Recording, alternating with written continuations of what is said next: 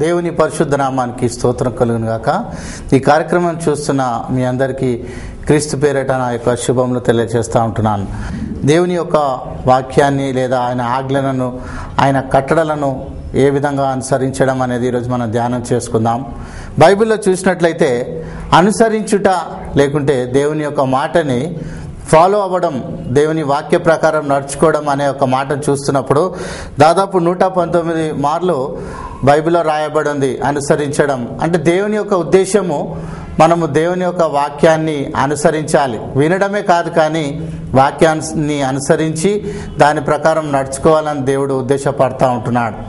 అయితే మనం చూస్తూ ఉంటున్నప్పుడు కీర్తనకారుడు 119వ కీర్తన 166వ వచనంలో చూసినట్లయితే, యెహోవా నీ రక్షణ కొరకు నేను కనిపెట్టుచున్నాను, నీ రక్షణ కొరకు నేను కనిపెట్టుచున్నాను, నీ ఆజ్ఞలను అనుసరించి నడుచుకొనుచున్నాను. ఎంత సత్యం అండి, నిజమే కదా. ప్రాక్టికల్గా మనం ఆలోచన చేసినప్పుడు ఏదో వాక్యము విన్నామా చదివినామా అనేది కాకుండా వాక్యాన్ని అనుసరించడం ఎంతో ముఖ్యం. మన జీవితంలో చాలా ప్రాముఖ్యమైనటువంటిది అది. ఎంతవరకు వాక్యం విన్నాము అంటే, ఆ వాక్యం బాగానే మాట్లాడినప్పుడు అనేక దైవజనులు వింటారు, విశ్వాసులు, కానీ ఆ వాక్య ప్రకారం నడుచుకోవడం అనేది లేదు. నువ్వు ఎప్పుడైతే వాక్య ప్రకారము నడుచుకుంటావో దేవుడికి కూడా కావాల్సింది అదే. ఆ ఒక అనుసరించడం చాలా ముఖ్యమైనది మన జీవితంలో. ప్రతిదీ కూడా వాక్యము ఏ విధంగా చెప్తే ఆ విధంగానే మన జీవితాలని మనం సరి చేసుకోవాలి, దాని ప్రకారం నడుచుకోవాలి. అప్పుడే సరైనటువంటి ఆశీర్వాదాన్ని మనం పొందుకుంటూ ఉంటాం. ఆ వాక్యాన్ని మనము ధ్యానం చేయడమే కాకుండా వాక్యం ఏం చెప్తున్నది, వాక్యం ఏ విధంగా నీతో మాట్లాడుతున్నది, ఆ వాక్యం ఏ విధంగా నేను సరిచేస్తున్నది అని చూసినప్పుడు ఆ వాక్యం చాలా మంది జీవితాల్లో ఎప్పుడైతే అది ఆశీర్వాదకరంగా ఉంటుందంటే దాని ప్రకారము నడుచుకున్నప్పుడే. చూసినట్లయితే బైబిల్లో ఒక వ్యక్తి మనకు కనిపిస్తాడండి. ఆయన చాలా చక్కగా దేవునికి ఇష్టమైనటువంటి వ్యక్తి, దేవుని వాక్య ప్రకారము నడుచుకున్నటువంటి వ్యక్తి. ఆ వ్యక్తిని గురించి మనం ధ్యానం చేసుకుందాం. సంఖ్యాకాండము 14వ అధ్యాయము 24వ వచనం. సంఖ్యాకాండము 14వ అధ్యాయము 24వ వచనం. నా సేవకుడైన కాలేబు మంచి మనసు కలిగి పూర్ణ మనసుతో నన్ను అనుసరించిన హేతువు చేత అతడు పోయిన దేశంలో అతనిని ప్రవేశపెట్టెదను. చూడండి, కాలేబు యొక్క జీవితాన్ని ఈరోజు దేవుడు మన ముందు పెట్టినాడు. అతడు ఎంత మంచి మనసు కలవాడో, అతడు ఏ విధంగా మంచి మనసుతో దేవుణ్ణి అనుసరించాడో, పూర్ణ మనసుతో దేవుణ్ణి అనుసరించాడో మనం చూస్తూ ఉంటున్నాం. మన జీవితంలో నిజమైన ఆశీర్వాదాలు మనకు కలగాలి అంటే వాక్య ప్రకారం నడుచుకోవాలి. ఎవరో మన జీవితంలో ఏదో చేస్తారు, వాళ్ళు ప్రార్థన చేస్తే అవుతుంది, వీళ్ళు ప్రార్థన చేస్తే అవుతుంది కాదండి. ముఖ్యంగా మనము వాక్యాన్ని తెలుసుకోవాలి, వాక్యం అనే సత్యంలోకి రావాలి, వాక్యం అనే వెలుగులోకి రావాలి. నువ్వు ప్రతి ఒక్కరితో దేవుడు మాట్లాడతాడు, ప్రతి ఒక్కరికి జవాబిస్తాడు. ఆయన ప్రతి ఒక్కరికి కూడా తన యొక్క చిత్తాన్ని బయలుపరిచే చక్కటి దేవుడు. ఆ దేవుని యొక్క ఉద్దేశాన్ని తెలుసుకోవాలి మనం. అందుకే మనం వ్యక్తిగతంగా బైబిల్ చదవడం అలవాటు చేసుకోవాలి. బైబిల్ చదవడం ద్వారా దేవుడు మంచి ఆలోచనలు నీకు ఇస్తాడు, మంచి జ్ఞానాన్ని ఇస్తాడు. మరి యవనస్తులైతే మనం చూస్తూ ఉంటున్నాం, చాలా తక్కువ సమయం ఇస్తారు. ఆదివారమే కొంతమంది అయితే వాళ్ళ జీవితాల్లో ఆదివారంకే పరిమితం అయిపోయింది బైబిల్, లేదా కష్ట సమయాల్లో, లేదా మరి ఎలాంటి స్పెషల్ ఒకేషన్స్లో ఉన్నప్పుడే బైబిల్ చదవడం. అలా కాదు, మనం ప్రతి దినచర్యలో ఆరంభించే ప్రతి దినం బైబిల్ చదవడంతో ఆరంభించాలి. అలాంటి మంచి ఆలోచన మనము కలిగి ఉన్నప్పుడు బైబిల్ చదువుతూ ఉండడమే కాకుండా బైబిల్ని దాని ప్రకారం నడుచుకోవాలి. నీవు ఎక్కడ పొరపాటు పడుతున్నావో, ఏ విషయంలో దేవునికి దూరం అయిపోతున్నావో వాక్యం చాలా తేటగా నీకు దేవుడు చూపిస్తాడండి. మరి ఆ యొక్క మాటల్ని చూస్తున్నప్పుడు, నువ్వు చదువుతూ ఉన్నప్పుడు వాక్యంని సరిచేస్తున్న కొలది నువ్వు సరిచేసుకోవాలి. లేకపోతే చాలా భయంకరమైన పరిస్థితి. కాలేబు విషయంలో మనం చూసినాము, ఎంతగా మంచి మనసు, ఎంత పూర్ణ మనసుతో దేవుని ఆజ్ఞని అనుసరించాడు. ఆయన చిత్తాన్ని నెరవేరుస్తూ ఉంటున్నాడు, ఆయన ఆలోచనల్ని నెరవేర్చాలి, ఆయన ఉద్దేశాన్ని మనం తెలుసుకోవాలి. ఆ విధంగా మనము మన విశ్వాస జీవితాన్ని కొనసాగించాలని దేవుడు ఈరోజు మనతో మాట్లాడుతూ ఉంటున్నాడు. నీ జీవితం ఎలా ఉంది అని ప్రశ్నిస్తున్నాడు దేవుడు. నువ్వు ఎవరిని అనుసరిస్తున్నావు? చాలామంది అయితే ఏదైనా మంచి వ్యక్తి కనిపిస్తే ఆ వ్యక్తి ఎలా చేస్తే అలా చేయాలని వాళ్ళని ఫాలో అవుతూ ఉంటారు. అలా కాదండి, ఈ లోకంలో ఉన్న వ్యక్తులని మనము దృష్టిలో పెట్టుకోవద్దు. కేవలం దేవుని యొక్క ఉద్దేశాన్ని, దేవుడు ఏ విధంగా తన మనసుని కలిగి ఉన్నాడో అటువంటి మంచి మనసు, అటువంటి మంచి ఆలోచనలతో మనం ఉండాలని దేవుడు మాట్లాడుతూ ఉంటున్నాడు. అదే సంఖ్యాకాండం 32వ అధ్యాయము 11-12 వచనం చూడండి. 20 ఏళ్ళు మొదలుకొని పైప్రాయం కలిగి ఐగుప్తు దేశంలో నుండి వచ్చిన మనుషులలో పూర్ణ మనస్సుతో యెహోవాను అనుసరించిన కెనేజీయుడగు యెఫున్నె కుమారుడైన కాలేబును నూను కుమారుడైన యెహోషువయు తప్ప మరి ఎవడును పూర్ణ మనస్సుతో నన్ను అనుసరింపలేదు కనుక నేను అబ్రహాము, ఇస్సాకు, యాకోబులకు ప్రమాణపూర్వకంగా ఇచ్చిన దేశంను వారు తప్ప మరి ఎవరును చూడరని ప్రమాణము చేసెను. చాలా స్పష్టంగా మనకు అర్థమవుతుంది. దేవుడు వాగ్దానం చేసిన దేవుడు నమ్మదగిన దేవుడు. నీ జీవితంలో ఏదైతే వాగ్దానాన్ని దేవుడు చేసినాడో అది తప్పకుండా నెరవేర్చే సమర్థుడై ఉంటున్నాడు. అబ్రహాము, ఇస్సాకు, యాకోబుకి ప్రమాణం చేసిన దేవుడు, వాగ్దానం చేసిన దేవుడు తప్పకుండా మరి కాలేబు విషయంలో, యెహోషువ విషయంలో అది నెరవేర్చాడు. ఎందుకు అంటే వాళ్ళు దేవునిని అనుసరించారు. దేవుని యొక్క ఆలోచనల్ని వాళ్ళు సఫలపరుస్తూ ఉంటున్నారు. మరి మనం ఎవరిని అనుసరిస్తున్నాం? మరి సామెతల గ్రంథంలో ఒక చక్కటి మాట ఉంటుంది, 22వ అధ్యాయము 24-25 వచనంలో. కోపచిత్తునితో సహవాసం చేయకుము, క్రోధము గలవానితో పరిచయము కలిగి ఉండకుము. నీవు వాని మార్గములను అనుసరించి నీ ప్రాణమునకు ఉరి తెచ్చుకుందువేమో. నువ్వు ఎవరితో స్నేహం చేస్తున్నావు? నీ ఫ్రెండ్స్ ఎలాంటి వారు? నీ ఎవరితో సహవాసం చేస్తున్నావు? నీవు ఒకవేళ కోపచిత్తంతో ఉన్నట్లయితే, క్రోధం గలవానితో నీవు ఆలోచన పెట్టి అతనితో నీ టైం అంతా స్పెండ్ చేసినట్లయితే నీవు కూడా వానిలాగానే మారిపోతావు అని దేవుడు ఇక్కడ మాట్లాడుతూ ఉంటున్నాడు. మనం ఎవరితో సహవాసం చేయాలో, ఎవరితో స్నేహం చేయాలో, ఎవరితో మాట్లాడాలో దేవుడు మనకు బైబిల్లోనే స్పష్టంగా చూపిస్తాడు. అనవసరంగా మన టైంని వేస్ట్ చేసుకొని మనం ఇష్టం వచ్చిన వాళ్ళతో మన టైంని స్పెండ్ చేసుకున్నట్లయితే మరి చాలా నష్టం అవుతుంది. నీకు నువ్వే ఉరి తెచ్చుకుంటావు అంటున్నాడు బైబిల్లో. ఎవరిని అనుసరిస్తున్నావు? నువ్వు కోపచిత్తంతో అనుసరిస్తే నీవు కూడా కోపిష్టి అయిపోతావు. ఎందుకంటే అతనికి ఎప్పుడు కోపము, చికాకు, మరి దేవుని ప్రేమ గురించి తెలియదు, దేవుని యొక్క భయం లేదు, అతనిలో దేవుని యొక్క మంచితనము తెలుసుకోలేడు. అటువంటి వారితో సహవాసం చేసినట్లయితే నీవు కూడా అదే పరిస్థితి అవుతావు అని చెప్తా ఉంటున్నాడు. నీవు ఏ విషయంలో కూడా మరి తొందరపడి అందరితో పరిచయం చేసుకొని నీ జీవితాన్ని పతనం చేసుకోవద్దు అంటున్నాడు దేవుని ఒక బిడ్డ. నీవు నీకన్నా ఆత్మీయ జీవితంలో ఎక్కువ ఉన్న వారితో నువ్వు సహవాసం చేయి, వాళ్ళతో నువ్వు సమయాన్ని గడుపు, వాళ్ళ దగ్గర నువ్వు ఏమైనా నేర్చుకోవడానికి ప్రయత్నం చేయి. కానీ నీకన్నా ఆత్మీయ జీవితంలో తక్కువ ఉన్న వారితో నీవు సహవాసం చేసినట్లయితే నీవు వాళ్ళలాగానే అనుసరిస్తావు, కానీ దేవుని మాటల్ని నీవు అనుసరించలేవు. అందుకే దేవుని ఆ మాటల్ని అనుసరించే వారిలో కాలేబుని మనము చూస్తూ ఉంటున్నాం. అదేవిధంగా దేవుని యొక్క ఆశీర్వాదములు మనకు రావాలంటే దేవుడు ఒక కండిషన్ పెట్టినాడు. ద్వితీయోపదేశ కాండంలో 28వ అధ్యాయంలో మనం మొదటి 14 వచనాలు చూసినట్లయితే అన్ని ఆశీర్వాదములు దేవుడు పెట్టాడు. ఆ ఆశీర్వాదములు మన జీవితంలో నెరవేర్చబడాలి అంటే మొదటి వచనంలోనే కండిషన్ ఉన్నది. చూడండి, నీవు నీ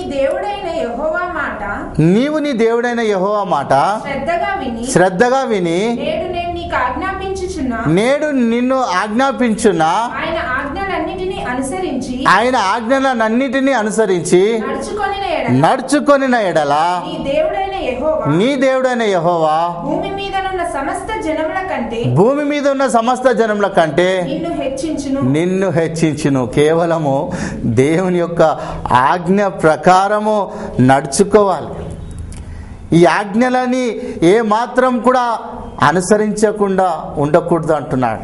నీ ఆశీర్వాదం కావాలి, నీ జీవితంలో బ్లెస్సింగ్స్ కావాలి అంటే దేవుని వాక్య ప్రకారం నడుచుకో. నీవు దేవుని చిత్త ప్రకారం నడుచుకో. నీవు ఏదో తొందరపడి అక్కడ ఇక్కడ పరిగెత్తుకొని నీ ఆత్మీయ జీవితాన్ని పతనం చేసుకోవద్దని దేవుడు చెప్తా ఉంటున్నాడు. నీవు ఉన్న చోటే, నీవు వెళ్తున్న సంఘంలోనే నీవు దేవుని ఆశీర్వాదాన్ని చూడగలుగుతావు. దేవుని వాక్యంలోని లోతైన సత్యాలను తెలుసుకో. వాక్యం ఏం మాట్లాడుతున్నది, దేవుడు ఏం మాట్లాడుతున్నాడో నీతోని ఆ విషయంలో నీవు జాగ్రత్తగా కనిపెట్టు. చెవియొగ్గి దేవుని మాటని ఆలకించు. స్పష్టంగా దేవుడు నీతో మాట్లాడతాడు. మాట్లాడిన దేవుడు నమ్మదగిన దేవుడు. మాట్లాడినప్పుడు వెంటనే నీవు సరి చేసుకోనికే ప్రయత్నం చేయి. తొందరపాటు వల్ల నీ జీవితాన్ని నీవు నాశనం చేసుకోవద్దని దేవుడు మాట్లాడుతూ ఉంటున్నాడు. అనేక ఆశీర్వాదములు నీ కొరకు దాచిపెట్టబడి ఉన్నవి. అనేక నిధులని దేవుడు నీ కొరకు తీసిపెట్టాడు. ఇవన్నీ నీకు కావాలంటే మొదటి వచనంలో మనం చదువుకున్నట్టుగా ఆయన ఆజ్ఞలన్నింటినీ అనుసరించి నడుచుకున్నట్లయితే కండిషన్ పెడతా ఉంటున్నాడు దేవుడు. ఆయన ఆశీర్వాదం కావాలా నీకు, ఆయన యొక్క స్వస్థత నీకు కావాలా, ఆయన యొక్క విడుదల నీకు కావాలా, ఆయన రక్షణ నీకు కావాలా, నువ్వు చేయాల్సింది ఏంటంటే ఆయన ఆజ్ఞ ప్రకారం నడుచుకో. ఎప్పుడైతే దేవుని మాట నీ హృదయానికి తాకుతుందో వెంటనే నీవు సరి చేసుకో. వెంటనే రెస్పాండ్ కానివు. వెంటనే ఆ హృదయంలో ఉన్నటువంటి భారాన్నంతా కూడా దేవుడు తొలగిస్తాడు. ఈరోజు అనేక మంది జీవితాల్లో చాలా భయంకరమైన పాపపు జీవితంలో మరి కొట్టుమిట్లాడుతూ ఉన్నారు. ఎందుకంటే వాక్యము సరైన రీతిలో పనిచేయడం లేదు, వాక్యానుసారంగా జీవించడం లేదు. నువ్వు వాక్యానుసారంగా జీవించడం మొదలు పెడితే నీవు తప్పు అనేది చేయవు. భయం అనేది నీకు ఉంటుంది.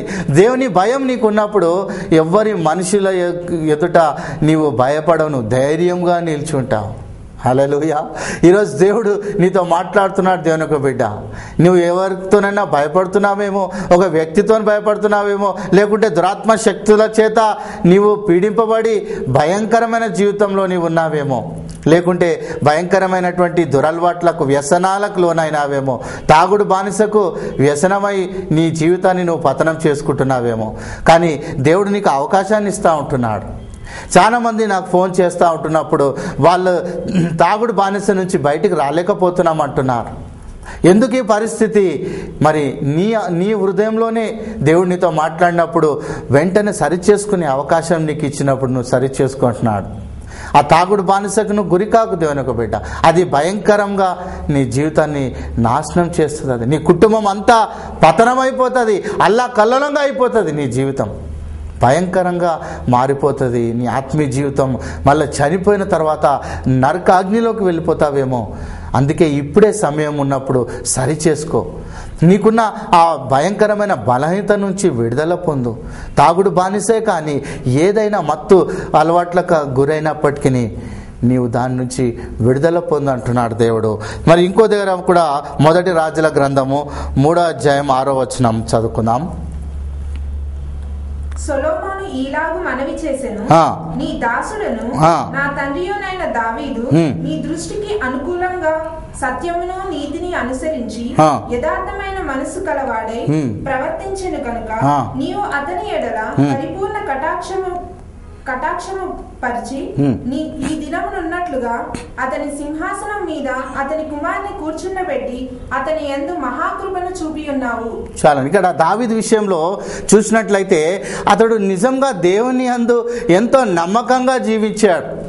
ఆయన ఎంతగానో నీ వాక్య ప్రకారము అనుసరించి నడుచుకున్నాడు. అందుకే అతన్ని హృదయానుసారుడు అంటాడు. నిజంగా దేవుని హృదయంలో ఏమున్నది అని నువ్వు తెలుసుకుంటే నువ్వు చాలా జాగ్రత్తగా ఉంటావు దేవునికి బిడ్డ. ఆయన నీ సంతోష పెట్టేలాగా ఉండాలి. ఆయనను ఎప్పుడు కూడా మనం బాధ పెట్టేలాగా ఉండకూడదు. మన జీవితం ఎక్కడ నీవు సరి చేసుకోవాలో అక్కడ సరి చేసుకో, ఎక్కడ తప్పుదిద్దుకోవాలో అక్కడ తప్పుదిద్దుకో. వాక్యానికి లోబడడం అంటే అదే. వాక్యానుసారంగా జీవించడం అంటే ఒక వాక్యము నీకు దేవుడు మాట్లాడినప్పుడు వెంటనే దాని ప్రకారం నువ్వు జీవించడం. దేవుడు ఏ విధంగా జీవించమంటున్నాడో, ఏ విధంగా నడుచుకోమంటున్నాడో దాని ప్రకారంగా నడుచుకోవాలి. మన సొంత ఆలోచనలు వ్యర్థం దేవునికి బిడ్డ. నువ్వు ఎన్ని ఆలోచనలు పెట్టుకున్నా నీ మైండ్లో, నీ యొక్క ఎన్ని తలంపులు నీకున్నా దేవుడి యొక్క ఆజ్ఞ ప్రకారం నడుచుకోకుండా నువ్వు ఎన్ని ప్లాన్లు వేసినా అవన్నీ ఫెయిల్ అయిపోతాయి. అనేక మార్లు నా జీవితంలో కూడా జరిగింది. నా సొంత ఆలోచనల చేత నేను దేవునికి దూరంగా జీవించినప్పుడు దేవుడు నా జీవితాన్ని సరిచేసినాడు. ఆయన ఆజ్ఞ ప్రకారం, ఆయన వాక్య ప్రకారము అనుసరించి నడుచుకునేటట్టుగా నన్ను ట్రాక్లోకి తీసుకొచ్చాడు. అయితే నన్ను సరిచేసిన దేవుడు నిన్ను కూడా సరిచేయగలడు. అనేక మంది యవనస్తులు మరి నాకు ఫోన్ చేసినప్పుడు, మెసేజ్ పెడతా ఉంటున్నప్పుడు, నా జీవితం చాలా భయంకరమైన పరిస్థితిలో ఉందయ్యా, నేను ఈ సమస్య నుంచి బయటికి రాలేకపోతున్నాను, నేను క్రీస్తుతో సహవాసం చేయలేకపోతున్నాను అని వాళ్ళ యొక్క భావము, బాధ తెలిసినప్పుడు నేను ఎంతో దేవుని సన్నిధిలో మొరపెడతా ఉంటున్నాను. వాళ్ళకి మళ్ళీ వెంటనే రిప్లై ఇవ్వడం జరుగుతుంది, మళ్ళీ వెంటనే వాళ్ళతో ఫోన్లో మాట్లాడడం జరుగుతుంది. నువ్వు భయపడొద్దు దేవునికి బిడ్డ, యవనస్తుడా నువ్వు భయపడొద్దని ధైర్యం చెప్పడం జరుగుతుంది. ఎందుకంటే మరి అపవాది పెట్టే ప్రతి ఒక్క ఆలోచనలు, చెడు ఆలోచనలు అన్నీ కూడా మైండ్ని డిస్టర్బ్ చేసి మరి పతనం చేయడానికి మరి సహాయం చేస్తున్నది. అది ఎంతగానో ప్రతి ఒక్కరిలో జీవితంలో మరి వ్యర్థంగా జీవించాలని చేస్తున్నావు. కానీ నువ్వు వాక్యాన్ని తెలుసుకో, సత్యాన్ని తెలుసుకో. ఆ సత్యము నిన్ను వెలుగులోకి నడిపిస్తుంది, నీకున్నటువంటి బలహీనత నుంచి విడుదల ఇస్తుంది. మరి మనం చూస్తూ ఉంటున్నప్పుడు రోమిలకు రాసిన మొదటి పత్రిక 24వ వచనంలో చూడండి, భయంకరమైనటువంటి దురాశ వలన మరి దాన్ని అనుసరించి నడుచుకున్న వారు ఉన్నారని బైబిల్ చెప్తుంది. రోమిలకు రాసిన పత్రిక 1వ అధ్యాయము 24వ వచనం. ఈ హేతువు చేత వారు తమ హృదయములు దురాశలను అనుసరించి తమ శరీరములను పరస్పరం అవమానపరుచుకున్నట్లు దేవుడు వారిని అపవిత్రతకు అప్పగించెను. చూడండి ఎంత భయంకరమైన పరిస్థితి. దురాశను అనుసరించారంట. దేవుని యొక్క వాక్య ప్రకారం జీవించకుండా దురాశ, ఎంత భయంకరమైనటువంటి పరిస్థితి. వాళ్ళనంట దేవుడు మరి అపవిత్రతకు చెప్పేసినాడంట. చూస్తాడు దేవుడు, ఎన్నో మార్లు నీకు క్షమించాడేమో, ఎన్నో మార్లు నీకు అవకాశం ఇచ్చాడేమో, ఆ దురాశ వ్యసనం నుండి నువ్వు బయటికి రాలేకపోతున్నావేమో, జాగ్రత్తగా అని దేవుడు ఈరోజు నిన్ను హెచ్చరిస్తున్నాడు. నీ జీవితాన్ని ఆయన ఇమ్మని అడుగుతున్నాడు. ఆయన నేనెంతో ప్రేమిస్తున్నాడు. ఆయనకి నీవు కావాలి కనుక నీ జీవితాన్ని నువ్వు సరిచేసుకో, వాక్య ప్రకారంగా నడుచుకో. మరి అదేవిధంగా రోమియోలకు రాసిన పత్రికలోనే 2వ అధ్యాయం 5వ వచనంలో ఇంకో మాట ఉంటుంది. నీ కాఠిన్యమును మార్పు పొందని నీ హృదయమును అనుసరించి ఉగ్రత దినమందు అనగా దేవుని న్యాయమైన తీర్పు బయలుపరచబడు దినమందు నీకు నీవే ఉగ్రతను సమకూర్చుకొనుచున్నావు. చూడండి, ఇక్కడ మార్పు నొందని నీ కాఠిన్యమైనటువంటి హృదయాన్ని అనుసరిస్తున్నావు. ఎందుకు? దేవుని వాక్యం నీలో పనిచేయడం లేదు. ఎందుకు అంటే హృదయం కాఠిన్యం అయిపోయింది. ఎంతగానో నీవు దేవుని కొరకు నీ హృదయంలో ఏమాత్రం కూడా పశ్చాత్తాపం లేదు. దేవుడు తప్పకుండా నీ జీవితాన్ని మారుస్తాడు అనేటువంటి నమ్మకము, విశ్వాసం ఏమాత్రం లేదు. కానీ దేవుడు ఒక మాట చెప్తున్నాడు, నువ్వు ఎటువంటి పాపివైనా సరే, నువ్వు ఎటువంటి దేవునికి ఆయాసకరంగా ఉన్నా సరే, ఇప్పుడైనా ఒక అవకాశాన్ని ఇచ్చినప్పుడు దాన్ని సరి చేసుకో. ఆ యొక్క హృదయంలో ఉన్న కాఠిన్యత్వాన్ని తీసివేయమంటున్నాడు దేవుడు. ఎటువంటి వ్యక్తినైనా మార్చగలిగే శక్తివంతుడు మన దేవుడు. మేము వెళ్తున్నటువంటి గ్రామాల్లో ఒక్కొక్కరి జీవితాల్లో భయంకరమైనటువంటి మార్పునందని కాఠిన్యమైన హృదయాలు చూసినప్పుడు ఎంతగానో దేవునికి మేము మొరపెడతా ఉంటున్నాం. ప్రభువా, నిజమేనైనా వీళ్ళలో మార్పు తీసుకొచ్చే తండ్రి, ఆ యొక్క భారం మాకు ఇచ్చావు, ప్రార్థన చేస్తాం, కానీ వాక్యం వాళ్ళు పనిచేయుటకు మీరే వాళ్ళకి భయం పుట్టించండి అని మేము ప్రార్థన చేస్తూ ఉంటున్నాం. వెంటనే మారే రకం కారు కొంతమంది. వాక్య ప్రకారము ఈ విధంగా నడుచుకో అంటే వినరు. ఇలా ఉంటేనే ఏమవుతుంది, నేను ఇలాగే ఉంటాను అంటారు. ఆ కాఠిన్యత్వమైనటువంటి హృదయం వల్ల వాళ్ళు ఎంతో నష్టపోతున్నారని వాళ్ళు తెలుసుకోవడం లేదు. ఎందుకు అంటే అది ఏం చేస్తుందంటే నీకు నీవే ఉగ్రతని సమకూర్చుకుంటున్నావంట. అంటే నీ యొక్క గుంత నువ్వే తవ్వుకుంటున్నావు అని అర్థం. అందుకే నీవు నీ హృదయ కాఠిన్యాన్ని బట్టి నీవు అనుసరించకు. దేవుని మనసుని తెలుసుకో, దేవుని హృదయాన్ని తెలుసుకో, ఆయన చిత్తాన్ని తెలుసుకో, ఆయన ఏం చెప్తాడో అది చెయ్యి, వాక్య ప్రకారం నడుచుకో, వాక్య ప్రకారం అనుసరించి నీ జీవితాన్ని సరిచేసుకోమంటున్నాడు దేవుడు. హల్లెలూయా, హల్లెలూయా. దేవుడు ఈరోజు నీతో మాట్లాడుతూ ఉంటున్నాడు దేవుని బిడ్డ. ఎందుకు అంటే నిన్ను ప్రేమిస్తున్నాడు. ఆయనకి నీవు కావాలి, నీ జీవితాన్ని అప్పచెప్పమంటున్నాడు. ఆయన దాన్ని సరిచేస్తాడు. ఒక వెహికల్ని మనం, ఒక బండిని సర్వీస్ సెంటర్ ఎలా మరి మెకానిక్ అప్పచెప్తామో అలాగే మన జీవితాన్ని కూడా యేసయ్యకి అప్పచెప్పాలి. నీలో ఉన్న ప్రతి ద్వేషాన్ని, కోపాన్ని, అసూయని, ఆయనకి ఇష్టం లేనిది ఏదైనప్పటికీ నీ నుండి దూరం చేస్తాడు ఆయన. అందుకే మార్పు నొందని కాఠిన్య హృదయాన్ని నీవు అనుసరించకు. నీ మనసు ఎలా చెప్తే అలా చేయకు. నీ హృదయంలో వచ్చిన ఆలోచన బట్టి నడుచుకోకు. అది దేవుని చిత్తమా కాదా అని తెలుసుకో. ప్రార్థన చేయి. ప్రార్థనలో దేవుడు నీకు జవాబిస్తాడు. ప్రార్థన ఆలకించే దేవుడుగా ఉంటున్నాడు. ప్రతి ఒక్కరిని కూడా మరి ఆయన త్రోసివేసే దేవుడు కాదు అని దేవుడు ఈరోజు నీతో స్పష్టంగా మాట్లాడుతూ ఉంటున్నాడు. కనుక ఆ మార్పు నందని ఆ హృదయాన్ని, కాఠిన్యమైన హృదయాన్ని దాన్ని తొలగించు.